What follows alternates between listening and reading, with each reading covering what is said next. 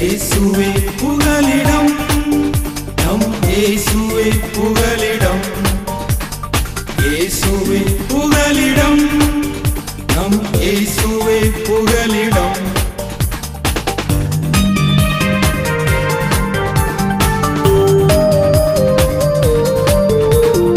ஆறுகளை நாங்கள் கடக்கும் போதும், மலைகளை தாண்டி நடக்கும் போதும், ஆறுகளை நாங்கள் கடக்கும் போதும், மலைகளை தாண்டி நடக்கும் போதும், இன்னட்டும் எங்களை இவை போல் காத்தது சுவிசேஷம் சொல்வதற்கு.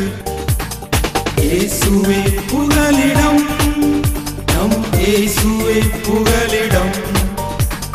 இயேசுவே புகலிடம், நம் இயேசுவே புகலிடம்.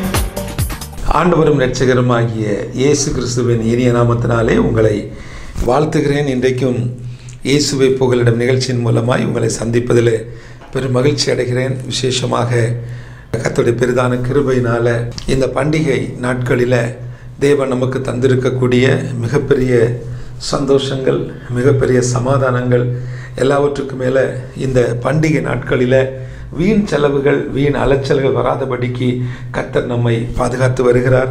இந்த நிகழ்ச்சியை பார்த்து கொண்டிருக்கக்கூடிய உங்கள் அனைவருக்கும் என்னுடைய அன்பின் வாழ்த்துக்கள். குறிப்பாக இந்த பண்டிகை நாட்களில் இந்த கிறிஸ்மஸ் கொண்டாட்டங்கள் நம்முடைய வாழ்வில் எப்படி இருக்கிறது என்ற ஒரு கேள்விக்குறியோடு இந்த மாதத்தில் நாம் இருக்கிறோம். ஒவ்வொருவருக்கும் தனிப்பட்ட முறையில் அநேக செலவுகள் இருக்கும், அநேக தேவைகள் இருக்கும். இதன் மத்தியில் ஆண்டவர் நமக்காக வைத்திருக்கக்கூடிய மிகப்பெரிய ஒரு ஆசீர்வாதம் நம்முடைய கரங்களினால அல்லது நம்மை கொண்டு கர்த்தர் நன்மை செய்யக்கூடிய ஒரு பெரிய ஒரு பாக்கியத்தை நம்முடைய சொந்த கண்கள் பார்த்து கொண்டிருக்கிறது. இந்த உலகத்தில் இயேசு வாழ்ந்த நாட்களில் அவர் நன்மை செய்கிறவராய் சுற்றி திரிந்தார் என்று சொல்லி வசனத்தில் நாம் பார்க்கிறோம்.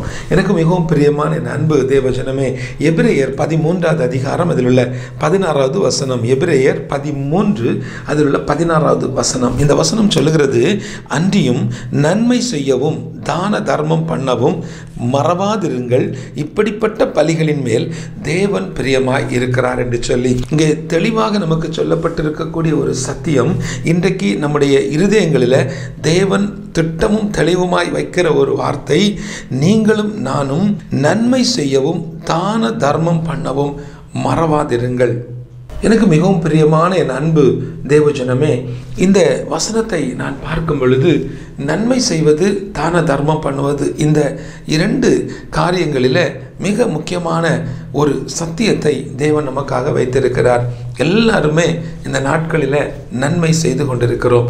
அதிலையும் இந்த 2020க்கு பிறகு எல்லாருடைய வாழ்விலையும் நன்மை செய்யக்கூடிய அந்த ஒரு எண்ணம் அல்லது ஹியூமனிட்டி, மனிதாபிமான சிந்தனை நம்ம எல்லாருக்குள்ளேயும் இருப்பதை நாம் பார்க்க முடியும். எனக்கு மிகவும் பிரியமான என் அன்பு தேவஜனமே, இந்த நாட்களில் கர்த்தருடைய பெரிதான கிருபையினாலே இந்த நன்மை செய்யக்கூடிய அனுபவம் அல்லது தான தர்மங்கள் கொடுக்கக்கூடிய இந்த ஒரு அனுபவம் எல்லாருக்குள்ளே இருக்கிறது. ஆனாலும் பலர் இந்த நன்மை செய்யக்கூடிய காரியங்களில் அல்லது ஏழைகளுக்கு உதவி செய்யக்கூடிய காரியங்களில், மற்றவர்களை நேசிக்கக்கூடிய காரியங்களில் சில பெரிய எதிர்பார்ப்புகள் அல்லது ஒரு பெரிய திட்டத்தோடு அவர்கள் செயல்படுத்துவார்கள் அல்லது செயல்பட்டு வருவார்கள். அது முடிவிலே ஒரு ஆபத்தாய் விளங்கும். இன்னும் நீங்கள் சிலரை பார்ப்பீர்கள் என்று சொன்னால், அவர்களுடைய வாழ்க்கையில் தேவன் அவர்களுக்கென்று வைத்திருக்கக்கூடிய சில காரியங்கள் அல்லது சில செயல் திட்டங்கள் அல்லது தேவன் அவர்களுக்காக வைத்திருக்கக்கூடிய அந்த ஒரு ஊழியத்தின் பாதை அல்லது குடும்பத்தின் போக்கு, இதெல்லாத்துக்கு மத்தியில் அவர்கள் ஏழைகள், திக்கற்றோர்கள், கைவிடப்பட்டவர்களை அதிகமாய் போஷிக்கக்கூடிய அல்லது நேசிக்கக்கூடிய அந்த அனுபவத்தோடு இருப்பார்கள். இயற்கையாகவே இந்த நன்மை செய்யக்கூடிய அந்த அனுபவம் நமக்குள்ள இருக்கிறது. நன்மை செய்வோம் என்பது தேவன் நமக்கு தரக்கூடிய ஒரு பெரிய ஒரு சத்தியத்தின் தெளிவாக இருந்தாலும், நன்மை செய்ய வேண்டும் என்ற ஒரு எண்ணம் இருதயத்துக்குள்ளிருந்து எழும்ப வேண்டும்.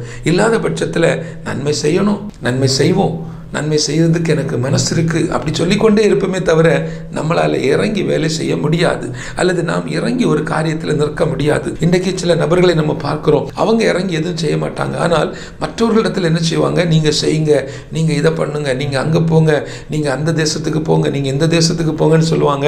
ஆனால் அவர்கள் என்ன செய்ய மாட்டாங்க, அந்த இடத்தை விட்டு கீழே இறங்க மாட்டாங்க. அவர்களால் ஒரு காரியத்தில் இறங்கி வேலை செய்ய முடியாது. ஏன்னு சொன்னால் அவர்களுக்கு என்று சொல்லி ஒரு நிலைப்பாடை வைத்திருப்பார்கள்.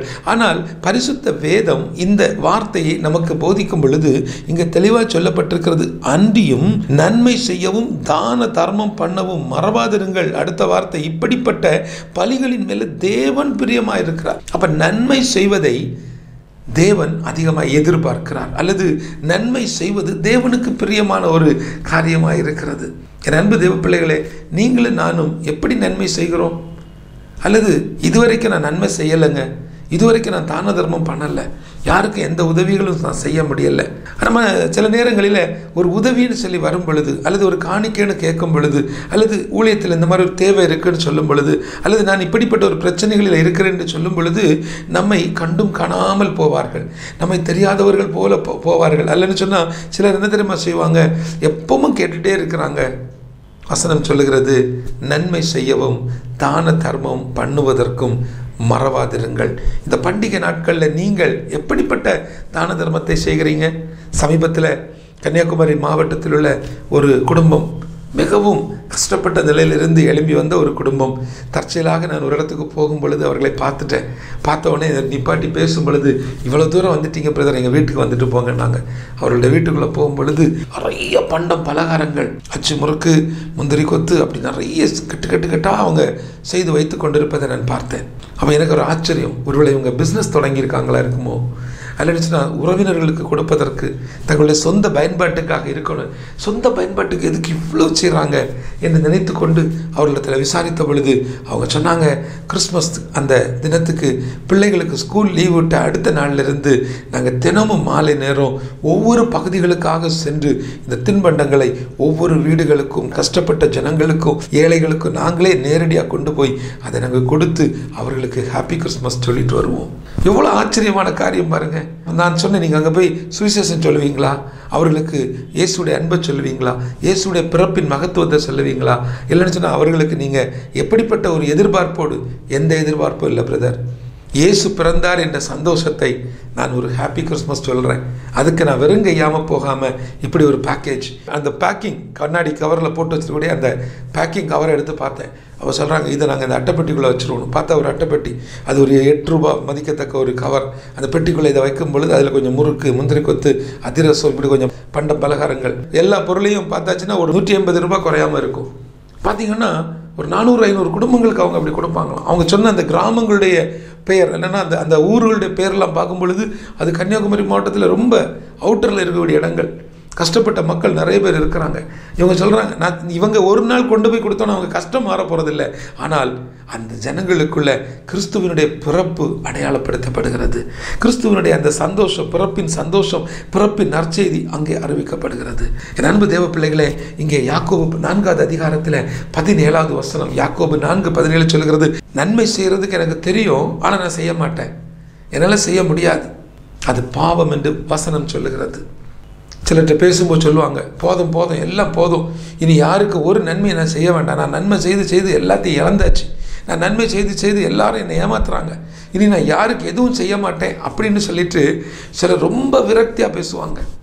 வசனம் சொல்லுகிறது, ஒருவன் நன்மை செய்ய அறிந்தவனாய் இருந்தும் அதை செய்யாமல் போனால் அது அவனுக்கு பாவமாக இருக்கும் என்று சொல்லி. எனக்கு தெரியுது, இந்த இடத்துல இந்த குடும்பத்துக்கு இல்லை இந்த தனி நபருக்கு இந்த நேரம் நான் உதவி செய்யணும், நான் நன்மை செய்யணும், நான் தான தர்மம் கொடுக்கணும், ஏதோ ஒரு விதத்தில் என் கரத்தை கொடுக்கணும், என் மனதை கொடுக்கணும், நான் கூட நிற்கணும், ஒரு வார்த்தையை சொல்லணும், தூக்கி விடணும், எனக்கு தெரியுது, ஆனால் நான் செய்ய மாட்டேன்னு இருக்கிறோம் பார்த்தீங்களா, அதை பாவம் என்று சொல்லுகிறது. என் கண்ணு முன்னாடி ஜனங்கள் அழிந்து கொண்டு இருக்கிறாங்க, என் கண்ணு முன்னாடி நேபாள் மக்கள் அழுது கொண்டு இருக்கிறாங்க, என் கண்ணு முன்னாடி இயேசுவை ஏற்றுக்கொள்வதற்கு நாங்கள் ஆயத்தமாக இருக்கிறோம், எங்களுக்கு சுவிசேஷம் சொல்ல, எங்களை ஏற்றுக்கொள்ள, எங்களுக்கு வழிநடத்த, எங்களுக்கு சத்தியத்தை சொல்ல யாரும் இல்லை என்று சொல்லக்கூடிய அப்படிப்பட்ட ஒரு நிலையில் இருக்கக்கூடிய அவர்களை பார்த்துட்டும், இல்லை எனக்கு டைம் இல்லைங்க, எனக்கு நேபாள் மொழி தெரியாதுங்க, எனக்கு இங்கே உள்ள கலாச்சாரம் பிடிக்காதுங்க, எனக்கு இங்கே உள்ள ஸ்மெல்லு பிடிக்காது, நாத்தம் பிடிக்காது, இந்த மக்கள் எனக்கு பிடிக்காது, நான் வேணும்னா ஒன்று செய்கிறேன், ஊரில் உட்காந்து நல்லா ஜெபிக்கிறேன், நான் எங்கள் ஊரில் இருந்து நல்லா உங்களுக்காக ஜெபிக்கிறேன்னு ஒரு வார்த்தையை சொல்லுவது பெரிதா? இறங்கி போய் அந்த ஜனங்களுடைய அழுக்குகளை, காயங்களை கட்டி, அந்த ஜனங்களுடைய கலாச்சார சீரழிவிலிருந்து, அறியாமையிலிருந்து, அக்னியிலிருந்து, மூட பழக்க வழக்கத்திலிருந்து அவர்களை தூக்கி எடுப்பதற்கு இயேசுவின் இரத்தத்தினாலே அந்த ஜனங்களுக்கு ஒரு உயிர் மீட்சியை கொடுப்பது பெரிதா? யோசிச்சு பாருங்க. ரொம்ப எளிதாக பேசிடுறீங்களே. உங்களில் சிலர் ரொம்ப வார்த்தைகளை விட்டுடுறீங்களே. சோசியல் மீடியாலெல்லாம் என்ன நேபாளில் தான் மக்கள் இருக்காங்களா, நேபாளில் தான் பிள்ளைகள் இருக்காங்களா, இங்கே இல்லையா நம்ம சொல்கிறோமே. இங்கே இருக்காங்களே, இங்கே கஷ்டப்பட்ட பிள்ளைகள் இருக்காங்களே.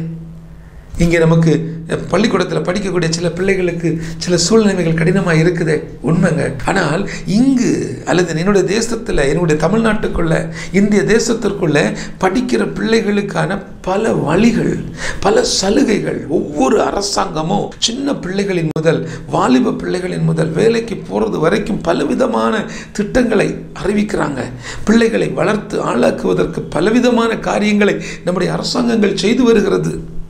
ஆனால் அரசாங்கத்துக்கே தெரியாம, அரசாங்கத்துடைய கண்கள் கூட படாம இப்படி ஒரு கூட்டம் ஜனங்கள் இந்த மலையில இருக்காங்கன்னு அரசாங்கத்தில் போய் சொல்லும் பொழுது தெரியலீங்களே, அப்படிப்பட்ட மக்கள் அங்கே இருக்கிறது எங்களுக்கு தெரியாதே.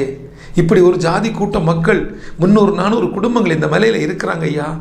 அங்குள்ள பிள்ளைகள் படிப்பதற்கு வசதி இல்லை. அவர்களுக்கு இயேசுவை நாங்கள் சொல்லியிருக்கிறோம், சத்தியத்தை சொல்லியிருக்கிறோம், கிறிஸ்துவின் பிறப்பு கொண்டாடப்பட்டிருக்கிறது என்று சொல்லும் பொழுது அந்த தேசத்திற்குள்ளிருந்து எந்த ரியாக்ஷனும் இருக்காது. ஏனென்று சொன்னால் அவர்களுடைய கணக்கிலேயே, அவர்களுடைய லிஸ்ட்லேயே இவர்கள் இல்லை.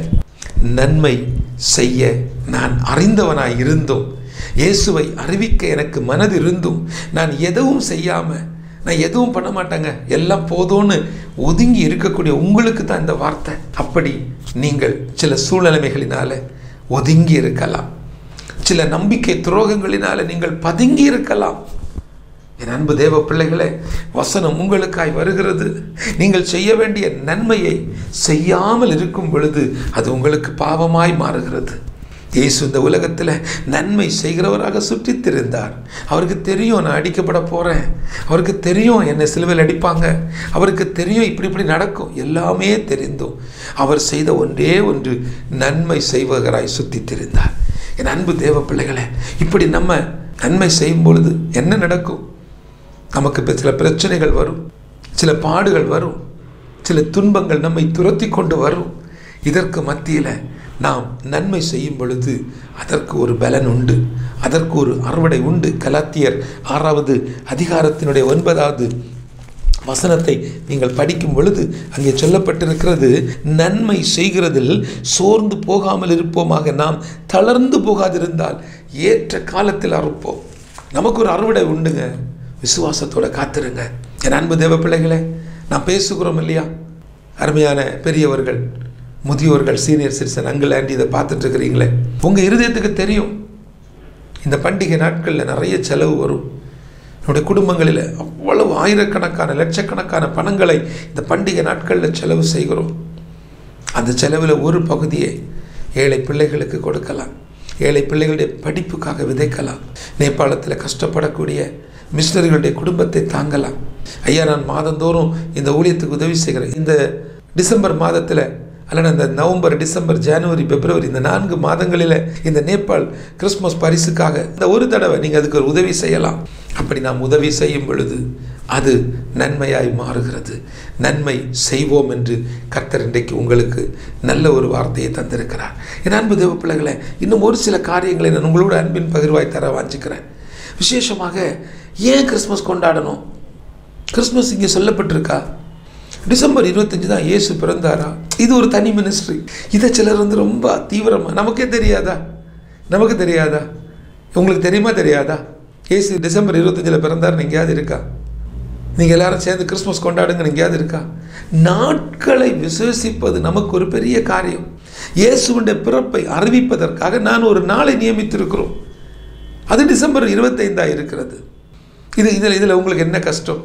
இதுக்கு சில வேத பண்டிதர்கள், பெரிய அறிஞர்கள், வேதத்தில் நாங்கள் எல்லாம் நீ எல்லாத்தையும் கற்றுத்தெரிந்த உங்களுக்கு உங்கள் கண்ணு முன்னாடி இருக்கக்கூடிய மனுஷனை புரிய தெரியலையே.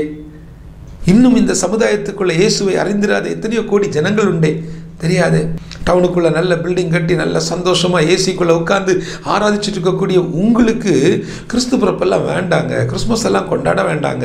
கிறிஸ்மஸ் என்ன பைபிளில் சொல்லப்பட்டிருக்கிறதா? டிசம்பர் 25 இயேசு பிறந்தது நீங்கள் பார்த்தீங்களா? இப்படியெல்லாம் பேச தெரிஞ்ச உங்களுக்கு இருக்கக்கூடிய அந்த வசதியை விட்டு, நீங்கள் வாழ்ந்து கொண்டு இருக்கக்கூடிய அந்த கம்ஃபர்ட் லைஃப்பை விட்டு, நீங்கள் இருக்கிற இந்த நிலையை விட்டு இறங்கி ஒரு 10 நாள் வெளி ஊரில் வந்து, ஒரு 10 நாள் நேபாளத்தில் வந்து பனித்தலங்களில் தங்கி இருந்து ஊழியம் செய்ய முடியும்னா அதுதான் கிறிஸ்மஸ். அப்படி ஒரு முயற்சி நீங்கள் எடுத்து பார்க்கலாமே. நல்ல கம்ஃபர்ட் ஜோனில் உட்கார்ந்துக்கிட்டு அப்படி ஒரு சுகத்தை அனுபவிக்கக்கூடிய நீங்கள் இயேசுவின் பிறப்பை கொண்டாடக்கூடிய மக்கள், அல்லது அனுசரிக்கக்கூடிய, கொண்டாட்டத்தில் அர்த்தம் இருக்கணும், கொண்டாட்டத்தில் அவசியம் இருக்கணும், வீண் செலவுகள் வரக்கூடாது, தேவனுடைய நாமம் தூஷிக்கப்படக்கூடாது என்பதை நீங்கள் போதிக்கலாம். ஒரு தகப்பனாக அல்லது பெரிய ஒரு ஆவிக்குரிய மனிதர்களாக நீங்கள் போதிக்கும் பொழுது அதை ஏற்றுக்கொள்ளலாம், அல்லனா கன்சிடராது பண்ணலாம். ஆனால் இன்றைக்கு அதை ஒருத்தர் என்ன செய்கிறீங்க, பேசிகிட்டே இருக்கிறீங்க. உங்களை பார்க்கும்போது எனக்கு மிகவும் சிரிப்பு தான் வருது. இந்த கலாத்தியர் 6வது அதிகாரத்தில் தெளிவாக சொல்லப்பட்டிருக்கிறது, நன்மை செய்கிறதில் சோர்ந்து போகாமல் இருக்கணும். அது மாத்திரமல்ல, நாம் தளர்ந்து போகாமல் இருந்தால் ஏற்ற காலத்தில் அறுப்போம். என் அன்பு தேவ பிள்ளைகளே, இந்த கிறிஸ்து பிறப்பு நாட்களில் நம்ம செய்யக்கூடிய இந்த நன்மைகளுக்கு ஒரு பலன் உண்டு. தமிழகத்தில் ஒரு குறிப்பிட்ட ஒரு பகுதியில் ஒரு மீட்டிங்கில் ஒருத்தங்க ஆண்டவருடைய அன்பை ஏற்றுக்கொண்டாங்க. அவங்க என்ன தெரியுமா சொன்னாங்க? அவர்கள் சொன்ன சாட்சி என்ன தெரியுமா? பப்ளிக்கில் எல்லாரும் கேட்டுட்டு இருக்கிறாங்க. அவங்க வந்து சொன்னாங்க, ஆண்டவர் என்னை தொட்டார், அவருடைய அந்த பரிசுத்த தொடுதல் என்னை உணர்ந்தேன். இயேசுவை பற்றியே தெரியாத அந்த அம்மாவுக்கு அது என்ன தொடுதல்னு எப்படி புரிஞ்சுது? அது சொல்லுது, முதல் நாள் கூட்டத்தில் நான் பின்புறத்தில் இருந்து பார்த்துட்டு இருந்தேன். 2வது நாள் கூட்டத்தில் அந்த பெஞ்சில் வந்து உட்கார்ந்துருந்தேன். 3வது நாள் கூட்டத்தில் ஆண்டவரே என்னையும் தொடுங்கன்னு சொன்னேன், அவர் என்னை தொட்டார் அப்படிங்கிறாங்க. அவர்களுக்கு இந்த காரியத்தை பேசுனதுக்கப்புறம் எல்லாருக்கும் தான் ஒரு இது இருக்குமே, கூட்டத்தில் அற்புதம் நடக்கணும், அடையாளம் நடக்கணும்னு போனவங்களுக்கெல்லாம் நடக்கலை. இந்த அம்மா சும்மா வேடிக்கை பார்த்துனவங்க, இவங்களுக்கு ஒரு அற்புதம் நடந்துருச்சு, முன்னாடி வந்து சாட்சி சொல்கிறாங்க. சாட்சி சொல்லி முடித்தோன்னு அவங்கக்கிட்ட பேச்சு கொடுக்கும் பொழுது நான் அவர்களிடத்தில் ஒரு காரியத்தை விசாரித்தேன், இயேசுவை பற்றி உங்களுக்கு ஏற்கனவே தெரியுமான்னு. அந்த அம்மா சொன்ன வார்த்தை என்ன தெரியுமா? ஐயா, 30 வருஷத்துக்கு முன்னாடி எங்கள் வீட்டுக்கிட்ட கேரள் பாட்டு வருவாங்க ஐயா, என் வீட்டுக்காரர் விரட்டி விட்டுருவார். ஆனால் அவங்க வந்து எங்கள் வீடு வழியாக வரும்பொழுது பாட்டு பாடிட்டு எங்களுக்கு கிஃப்டெல்லாம் கொடுப்பாங்க. கிறிஸ்மஸ் தாத்தா வந்து எங்களுக்கு சாக்லேட்லாம் கொடுப்பாங்க, கேக்கெல்லாம் கொடுப்பாங்க. இதை மாதிரி அவங்க எங்களுக்கு பண்ணிட்டு போகும்பொழுது எங்களுக்கு புரிஞ்சிருச்சு, இயேசுன்னு ஒரு தெய்வம் இருக்கிறார், அந்த ஒரு தெய்வத்துக்கு தான் பிறந்த நாள் இருக்குது, அந்த பர்த்டேயை இவங்க கொண்டாடுறாங்க. ஆனால் எங்களுக்கு அந்த சத்தியம் தெரியாததுனால, எங்களுடைய கண்கள் குருடாக்கப்பட்டு கிடந்ததுனால நாங்கள் இதில் இல்லை, எங்களுக்கு தெரியாது. ஆனால் இருதயத்துக்குள்ளே இயேசு இருக்கிறாரு, அவர் உண்மையான தெய்வம், அவர் ஜீவனுள்ள தெய்வங்கிறது எங்களுக்கு தெரியும். ஆனால் அதை வெளியே காட்ட முடியாது. சமுதாயம், பங்கு, எங்கள் கண்ணு முன்னாடி இருக்க பிரச்சனைகள் எல்லாம் வச்சு பார்க்கும் பொழுது இந்த சமுதாயத்துக்குள்ளே நாங்கள் வெளியே வந்து இதை சொல்ல முடியாது. ஆனால் இன்னைக்கு அந்த பரிசுத்த தொடுதலை நான் உணர்ந்து கொண்டு இருக்கிறேன். என் கண்களுக்கு முன்னாடி நான் பார்க்குறேன், இத்தனை பேருக்கு அற்புதம் செய்யக்கூடிய இந்த தெய்வம் என்னுடைய வாழ்க்கையில் ஒரு மாற்றத்தை கொண்டு வர மாட்டாங்களான்னு யோசிக்கும் பொழுது அந்த தொடுதலை நான் உணர்கிறேன். எனக்குள்ளே இருந்த ஒரு பெரிய ஒரு பாரம், அந்த அம்மா அந்த சாட்சியை சொல்லும் பொழுது அவ்வளோ பேரும் போய் நின்று அழுது கதறாங்க. அப்படியே சொல்கிறாங்க அவங்க அந்த வார்த்தை. கிறிஸ்மஸுக்கு எங்கள் வீட்டு பக்கம் வழியாக கேரள் வரும்போது என் வீட்டுக்காரர் துரத்துவார் எல்லாரையும். நல்லா புரிஞ்சுக்கிடணும். உடனே நீங்கள் கிறிஸ்மஸ் தாத்தா வந்தார், கிறிஸ்மஸ் தாத்தா பைபிளில் சொல்லப்பட்டிருக்கா, கிறிஸ்மஸ் தாத்தா எதுக்கு நம்ம சத்தியத்தில் இல்லாத ஒன்று அப்படின்னு. இதே போல் இந்த வசனத்தில் இருக்கக்கூடியதுபடி தான் நீங்கள் எல்லோரும் சபை நடத்திட்டு இருக்கிறீங்கன்னா உங்ககிட்ட நான் பேசுகிறதுக்கு ஆயத்தமாக இருக்கிறேன். வசனத்தில் எப்படி இருக்குதோ அதன்படி தான் உங்கள் விசுவாசிகளை நடத்துகிறீங்களா? யோசிச்சு பாருங்கள். சத்தியம் அப்படிங்கிற பேரில் நீங்கள் எத்தனை விஷயங்களை பேசி இன்றைக்கு உங்கள் சபைக்குள்ளேயே நீங்கள் நூதன உபதேசத்தை செய்து கொண்டிருக்கக்கூடிய உங்களில் சிலர் பகிரங்கமாக வந்து நீங்கள் ட்ரெண்டிங் ஆகணுங்கிறதுக்காக இயேசுவினுடைய பிறப்பை குறித்து நீங்கள் பேசக்கூடாது.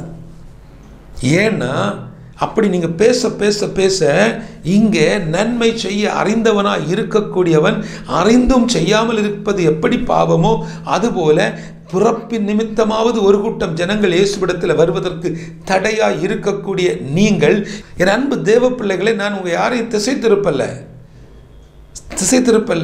உங்களுக்கு ஒரு கொண்டாட்டம், ஒரு சந்தோஷம், இதை கொண்டாடுங்க. ஆனால் அந்த அளவு தாண்டிடக்கூடாது. தேவனுடைய நாமம் தூஷிக்கப்பட்டுறக்கூடாது. கிறிஸ்துவின் கலாச்சாரம் கெட்டு போயிடக்கூடாது. இயேசுடைய அந்த கலாச்சாரத்தை நம்ம சீரழிச்சிடக்கூடாது. ஞானமோடு செய்யுங்க. நீதிமொழிகள் 3:27 சொல்லப்பட்டிருக்கிறது, நன்மை செய்யும்படி உனக்கு திராணி இருக்கும் பொழுது அதை செய்யத்தக்கவர்களுக்கு செய்யாமல் இருக்காதீங்க. வசனம் அழகா சொல்லுது, எப்பா உனக்கு நன்மை செய்யும்படி உனக்கு திராணி இருக்குது. உன் சபைக்குள்ள அவ்வளோ தசம பாகம் இருக்குது. உங்கள் சபைக்குள்ளால ஒரு வருஷத்தில் எத்தனை லட்சம் காணிக்கைகள் எவ்வளோ வருது.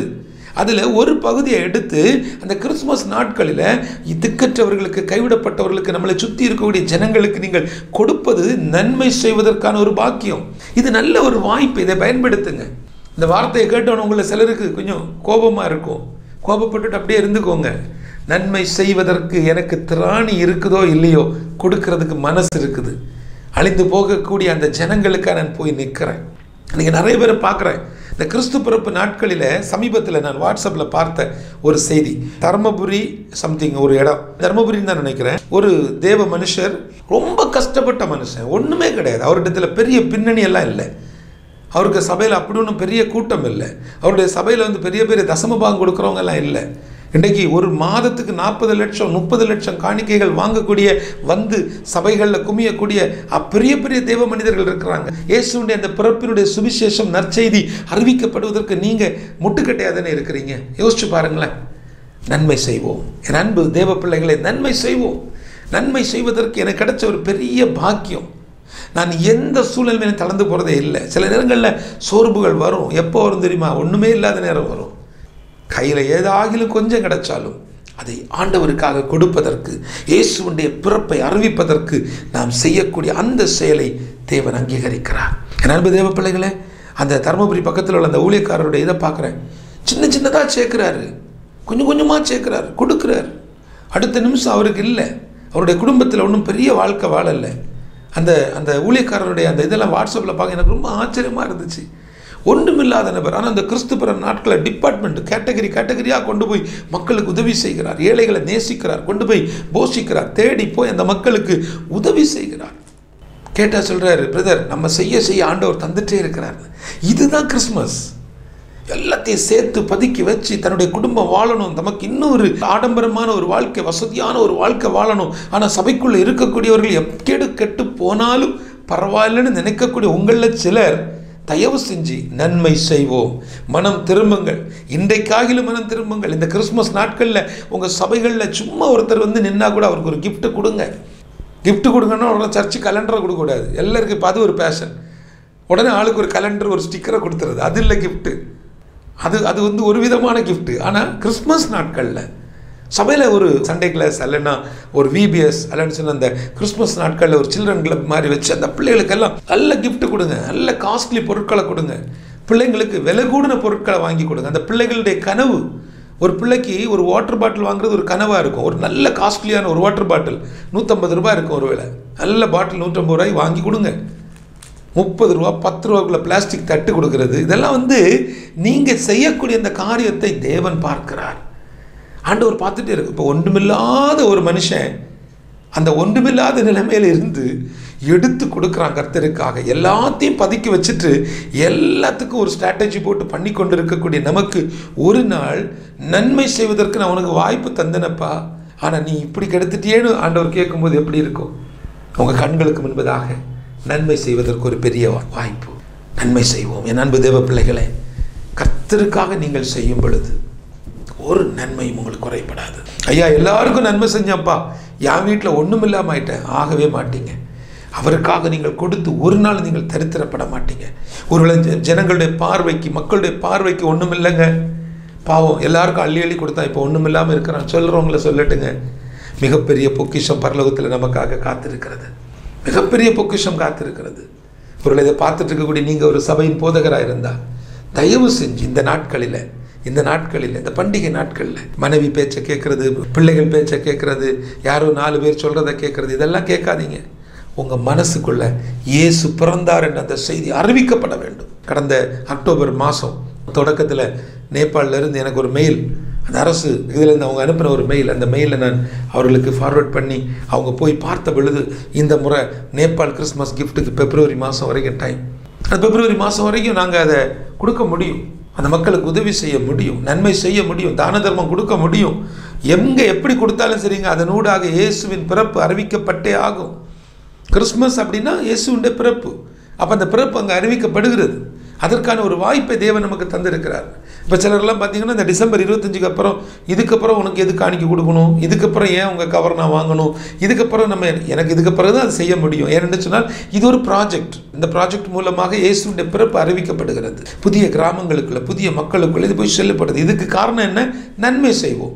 நம்ம செய்ய வேண்டியது என்னது? நன்மையை செய்வோம். நம்ம நன்மை செய்ய செய்ய ஆண்டோடைய கிருபை பெருகி கொண்டிருக்கும். நன்மை செய்ய செய்ய ஜனங்கள் நம்மளோடு கூட தொடர்பு கொள்வாங்க. இன்றைக்கி நிறைய இடங்களில் பார்க்குறோம், அந்த பழைய ஒரு 100 பேர் 200 பேர் சர்ச்சில் இருக்கிறாங்க, அதை வச்சே ஓட்டிகிட்டு இருப்பாங்க. புதிய ஆட்கள் வருவாங்க போவாங்க. ஏன்னா உள்ள ஸ்திரப்பட முடியாது.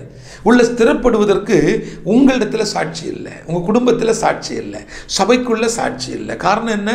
ஏன் சாட்சி இல்லைன்னா நன்மை செய்வதற்கு தேவன் தந்த எல்லா வாய்ப்புகளையும் விடாதீங்க. நன்மை செய்யுங்க.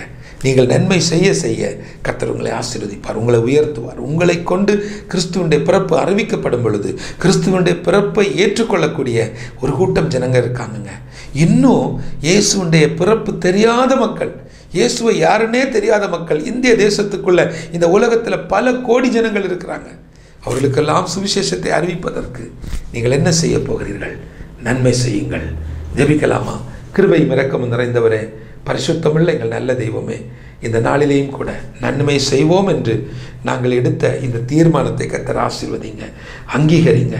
வெள்ளியும் பொன்னும் எங்களிடத்தில் இல்லை, எங்களிடத்தில் இருக்கிறதை நாங்கள் கொடுக்க கர்த்தர் கிருபை பாராட்டுங்க. ஆண்டவரே, உங்கள் பிறப்பை அனுசரிப்பதற்கு, இயேசுவின் பிறப்பை சொல்லுவதற்கு, இயேசுவின் பிறப்பின் மகத்துவத்தை மற்றவர்களுக்கு கொண்டு போவதற்கு தடையாக இருக்கிற பொல்லாத சத்துருவின் அந்தகார வல்லமைகளை, அண்டுபடிப்பட்ட எரிச்சலின் ஆவிகளை இயேசுவின் அதிகாரமுள்ள நாமத்தினால நாங்கள் அதம் பண்ணி ஜெபிக்கிறோம். அப்பா, இந்த நாட்களிலே உங்கள் பிறப்பின் நிமித்தம் புதிய ஆத்துமாக்கள் மந்தையில் சேர்க்கப்படட்டும், புதிய விசுவாசிகள் குடும்பங்களுக்குள்ள வரட்டும், சபைக்குள்ள வந்து சேரட்டும். ஆண்டவரே, எங்கள் குடும்பங்களுக்குள்ள சந்தோஷம் சமாதானம் வெளிப்படட்டும். அப்பா, நாங்கள் எங்களால் முடிஞ்ச சின்ன சின்ன காரியங்களை செய்து அந்த சின்ன செயல்களின் நிமித்தம் பெரிய ஒரு மாற்றத்தை கொண்டு வர கர்த்தர் எங்களை எடுத்து பயன்படுத்தும். நீங்கள் அப்படி செய்த கிருபைக்காய் நன்றி. இந்த வார்த்தையை இன்றைக்கு கேட்டுக்கொண்டிருக்கக்கூடிய ஒவ்வொரு குடும்பங்களுக்காய், தனி மனிதர்களுக்காய், பெரியவர்களுக்காய், அங்கிள் ஆண்டி ஒவ்வொருத்தருக்காக நான் ஜெபிக்கிறேன். விசேஷமாக இன்றைக்கு நேபாள் கிறிஸ்துமஸ் பரிசுக்காக இந்த வருஷத்தில் நான் உதவி செய்வேன், நான் என்னால் இயன்றதை கொடுப்பேன் என்று சொல்லி தன்னுடைய செலவை குறைத்து அதில் ஒரு பங்கை எடுத்து நேபாளுக்கு விதைக்க வேண்டும் என்ற எண்ணத்தை நீர் தந்ததுக்காய் நன்றி. கிருபைக்கு நன்றி செலுத்துகிறோம். இந்த நாளுடைய வார்த்தை பலரை தொட்டிருப்பதற்காய், பலருக்குள் இந்த வார்த்தை விதைக்கப்பட்டிருப்பதற்காய் நன்றி செலுத்துகிறோம். ஆண்டவர், இந்த பண்டிகை நாட்கள் எங்கள் குடும்பங்களில் வீண் செலவுகள், வீண் அலைச்சல்கள் வராதபடிக்கு கர்த்தர் பொறுப்பெடுத்துக் கொள்ளுங்க. விசேஷமாக ஆண்டவரே, இந்த பண்டிகை நாட்களில் எங்கள் சபைகளில் இயேசு பிறந்தார் என்ற செய்தியை ஜனங்களுக்கு கொண்டு செல்ல, இயேசுவினுடைய பிறப்பின் மகத்துவத்தை மற்றவர்களுக்கு எடுத்துச் சொல்ல கர்த்தர் எங்களுக்கு ஒரு வாய்ப்பை தந்திருக்கிறீங்க. அந்த வாய்ப்பை நாங்கள் தேவ மகிமைக்காக, தேவ நாம மகிமைக்காக, தேவ ராஜ்ய கட்டுமான பணிக்காய் பயன்படுத்திட கர்த்தர் எங்களை எடுத்து பயன்படுத்தும். துதிகன மகிமை எல்லாவற்றையும் அப்பா ஒருவருக்கே செலுத்துகிறேன். இயேசுவின் மூலம் ஜெபிக்கிறேன் நல்ல பிதாவே. ஆமேன், ஆமேன். எனக்கு மிகவும் பிரியமான என் அன்பு தேவஜனமே, நேபாள் கிறிஸ்துமஸ் பரிசுக்காய் ஜெபியுங்கள். 5000 குடும்பங்களை தெரிந்தெடுத்து அவர்களுக்கு இந்த பரிசை கொடுக்கிறோம். பிப்ரவரி மாதம் 28ஆம் தேதி வரை இந்த செயல் திட்டம் அமலில் இருக்கிறது. அரசாங்கத்தில் உள்ள அனுமதிகள் இருக்கிறது. இதை தொடர்ந்து நாங்கள் கொடுப்பதற்கு உதவி செய்யுங்க. அதே போல் இந்த செயல் திட்டங்கள் நேபாளுக்குள் இருக்கும் நேபாளிகளை கொண்டு நாங்கள் செய்து வருகிறோம். இங்கிருந்து நாம் நேரடியாக எதுவும் செய்வதில்லை. நேபாளுக்குள் இருக்கக்கூடியவர்கள் நேபாள் மக்களுக்கு செய்கிறார்கள், இங்கு இருக்கக்கூடிய நாங்கள் இங்குள்ள மக்களுக்கு செய்கிறோம். எனவே இதில் உங்களுக்கு குழப்பம் வேண்டாம். தொடர்ந்து எங்களுக்காய் ஜெபியுங்கள். கர்த்தருக்கு சித்தமானால், கர்த்தருடைய வருகை தாமதிக்குமானால் அடுத்த வாரம் இதே நாள் இதே நேரம் இதே தொலைக்காட்சியில் உங்களை சந்திக்கும் வரை உங்களிடமிருந்து விடைபெறுவது உங்கள் அன்பு சகோதரன் Matthew. May God bless you. நீங்களும் இந்த தரிசன நிறைவேறுதலில் உங்களை ஒரு பங்காளராய் இணைத்துக் கொள்வதற்கும் இதற்காக உதவி செய்ய விரும்புகிறவர்கள் brother P Matthew, 153/20 water tank road, Nagercoil 629001 என்ற முகவரியில் தொடர்பு கொள்ளுங்கள்.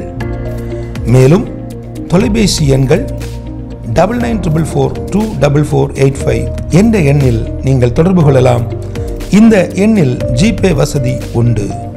நேபாளுக்காக நாங்கள் செய்து வரும் செயல் திட்டங்களை அறிந்து கொள்ள www.feednepalngo.org என்ற இணையதளத்தை பயன்படுத்தவும். கர்த்தர் தாமே உங்களை ஆசீர்வதிப்பாராக. ஆமென்.